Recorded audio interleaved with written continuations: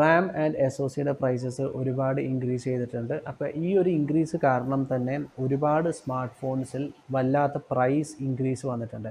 ഇതിൽ ഏറ്റവും കൂടുതൽ എഫക്റ്റഡ് ആയിട്ടുള്ളത് റിയൽമി ആണ് കേട്ടോ. പെർസെൻറ്റേജ് പറയുകയാണെങ്കിൽ റിയൽമിയിൽ 53% പ്രൈസ് ഹൈക്ക് സംഭവിച്ചിട്ടുള്ളത്.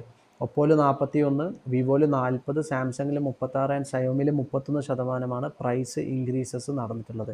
ഈ ഒരു പ്രൈസ് ഇൻക്രീസസ് നടക്കാനുള്ള കാരണം റാമിൻ്റെയും സ്റ്റോറേജിൻ്റെയൊക്കെ പ്രൈസ് കൂടിയ കാരണം.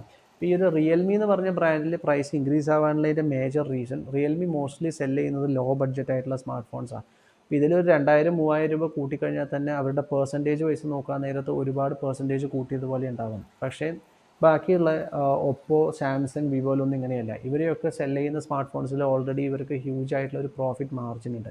അപ്പോൾ ഇവർ ആ ഒരു പ്രോഫിറ്റ് മാർജിനിൽ ചെറിയൊരു ഹിറ്റ് എടുത്തുകൊണ്ടാണ് ഇവരിപ്പോൾ സെല്ല് ചെയ്യുന്നത്. അപ്പോൾ അതുകൊണ്ട് തന്നെ ഇവരുടെ ഈ ഒരു ഒപ്പോ, വിവോ, സാംസങ്, ഷയോമിയുടെ ഫോൺസിലൊന്നും ഒരുപാട് പ്രൈസ് പെർസെൻറ്റേജ് വൈസ് ഇൻക്രീസ് ആയിട്ടില്ല.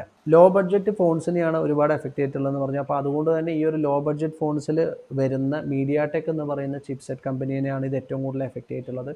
ക്വാൾകോമിനെയും എക്സിനോസിനെയും ആപ്പിളിനെയും ഒന്നും ഇത് തീരെ എഫക്റ്റ് ചെയ്തിട്ടില്ല. മീഡിയാടെക്കിന് ഡബിൾ ഡിജിറ്റിലുള്ള ഡിക്ലൈൻ ഉണ്ടെന്നാണ് ഇപ്പോൾ പുതിയതായിട്ട് വരുന്ന റിപ്പോർട്ട്. പിന്നെ അങ്ങോട്ടേക്ക് ഫ്യൂച്ചറിലേക്ക് സ്മാർട്ട് ഫോൺസിൻ്റെ പ്രൈസ് ഒരുപാട് കൂടാൻ പോവുകയാണ്. ഇപ്പോൾ എക്സിസ്റ്റിംഗ് ആയിട്ടുള്ള തന്നെ ഒരുപാട് കമ്പനികൾ പ്രൈസ് ഹൈക്ക് ചെയ്തിട്ടുണ്ട്. നത്തിങ് പ്രൈസ് ഇൻക്രീസ് ചെയ്തിട്ടുണ്ട്, മോട്ടറോള ഇൻക്രീസ് ചെയ്തിട്ടുണ്ട്, സാംസങ് ഇൻക്രീസ് ചെയ്തിട്ടുണ്ട്. എല്ലാത്തിൻ്റെ കാര്യങ്ങളും ഞാനിപ്പോൾ ഡിസ്പ്ലേയിൽ ഞാനിടാം. നിങ്ങൾക്കിത് അറിയണമെങ്കിൽ ജസ്റ്റ് വീഡിയോ പോസ് ചെയ്തിട്ട് ഒരു സ്ക്രീൻഷോട്ട് എടുത്തിട്ട് നിങ്ങളത് ചെക്ക് ചെയ്യാം. IDCൻ്റെയും കൗണ്ടർ പോയിൻ്റിൻ്റെയും റിപ്പോർട്ട് അനുസരിച്ചിട്ട് ഇനി വരുന്ന 1-2 കൊല്ലത്തിലേക്ക് സ്മാർട്ട് ഫോണിൻ്റെ പ്രൈസ് വല്ലാതെ കൂടുകയും ബഡ്ജറ്റ് ഫോൺസ് പിന്നെയും 4Gയിലേക്ക് പോകുന്നതാണ് പറയുന്നത്. ബഡ്ജറ്റ് ഫോൺസിൽ ഇപ്പോൾ യൂണിസോക്കിൻ്റെ SoC ഒക്കെയാണ് വരുന്നത്. ഈ യൂണിസോക്കിൻ്റെ SoC എന്ന് പറഞ്ഞാൽ അത് 3 കൊല്ലം മുമ്പിലൊക്കെ ഉണ്ടായിരുന്ന SoC ആണ്. 4G മാത്രമുള്ള SoC ആണ് വരുന്നത്.